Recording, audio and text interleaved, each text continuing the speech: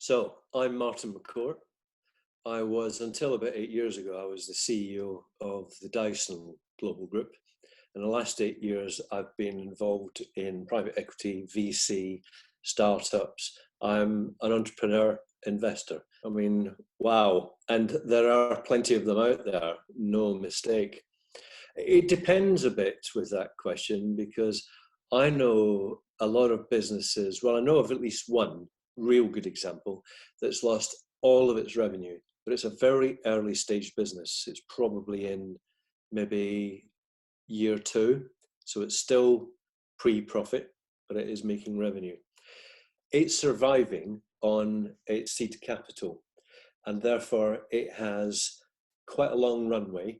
In fact, its runway of cash will probably go even further without it having revenue. So the key for them, is exactly what they're doing, is that cash is total king.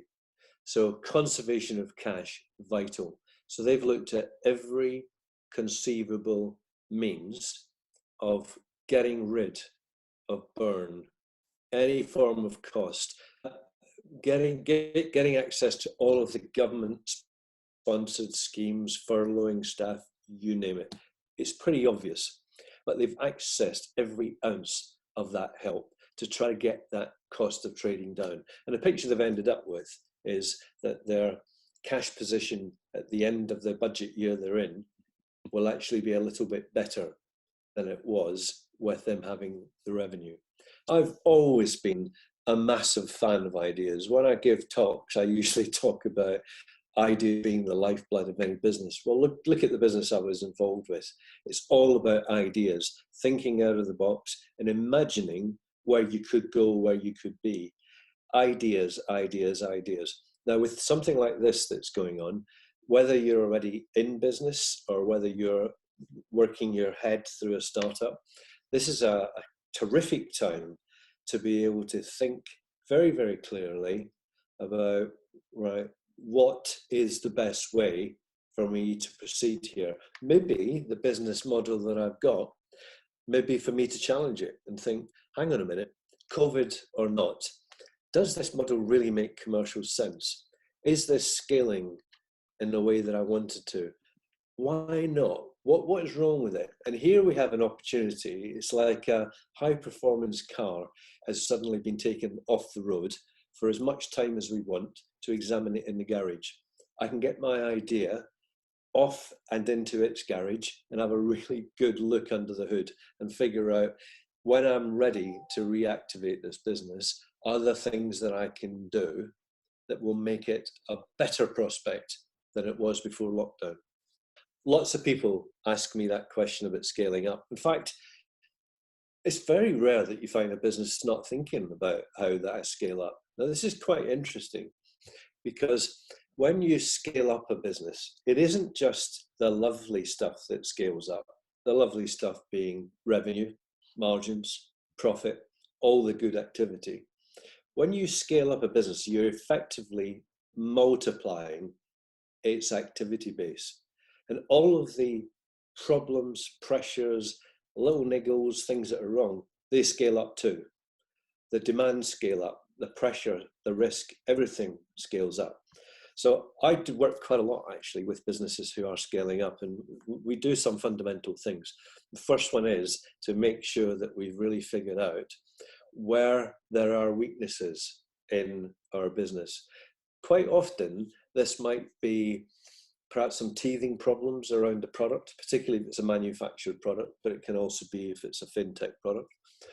Maybe there are some imperfections, or perhaps it's the way in which the customers who are buying the product are serviced.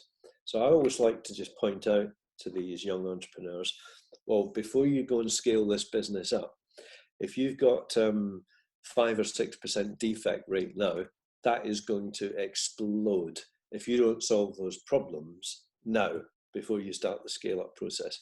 I mean, it's a very attractive prospect to scale your business up, whether it be product diversification or even geographic penetration.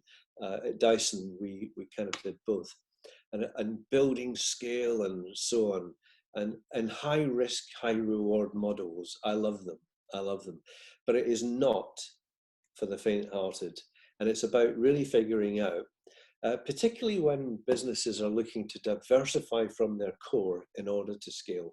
They're the ones I always cast my eye over most carefully, because what they have in their core business is ostensibly working. They're driving good revenues, they're achieving good growth, the margins follow through, I mean, fine. And now they're about to go off and do this. Have they really worked that out? Because if they haven't, and it puts pressure on the business, then this great thing they've got over here suddenly starts to come under stress. And actually, they damage it. And sometimes they damage it forever. So I know these are very general points, but if anybody listening wants to talk to me about scaling up, that is what I do. And I know, by the way, that it feels fantastic when it all goes to plan, but it doesn't always go to plan.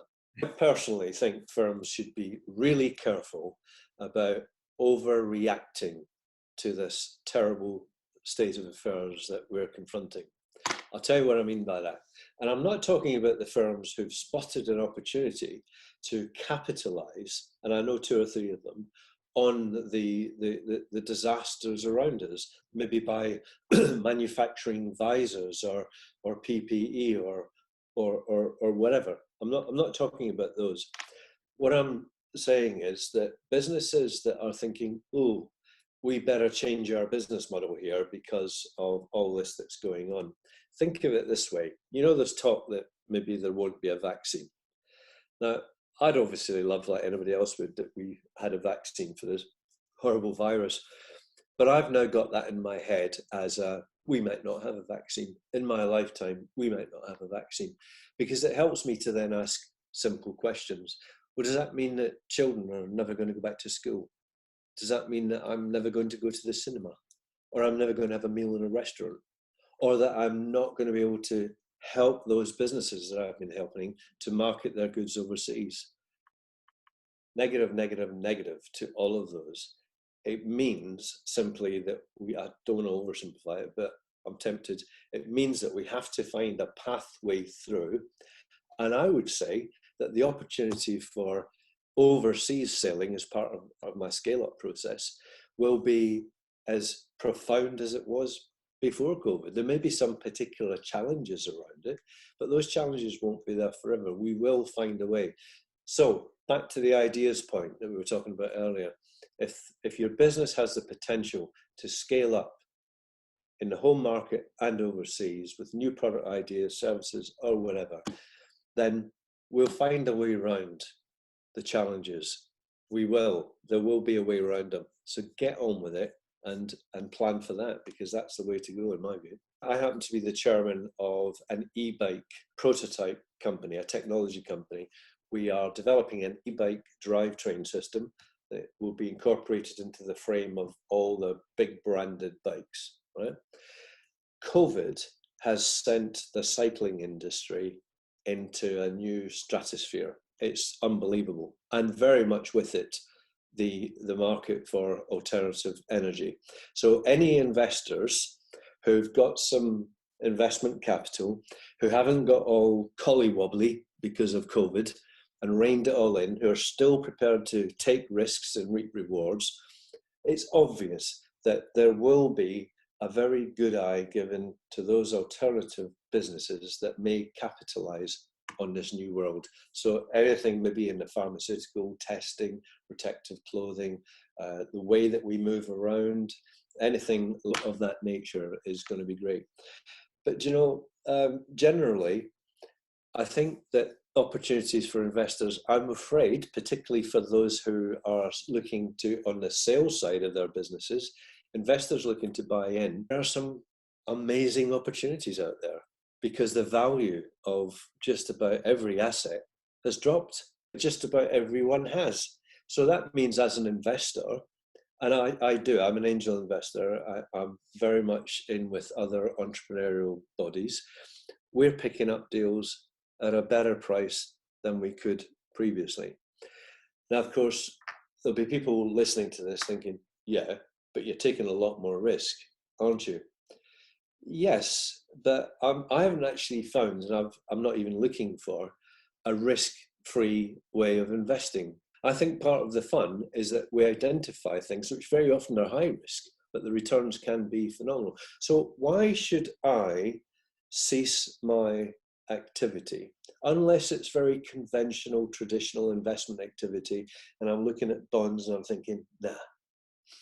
Anything else in my world, it's about enterprises, it's about EIS, it's about EIS through to Series A, B, C, right up to VC and PE.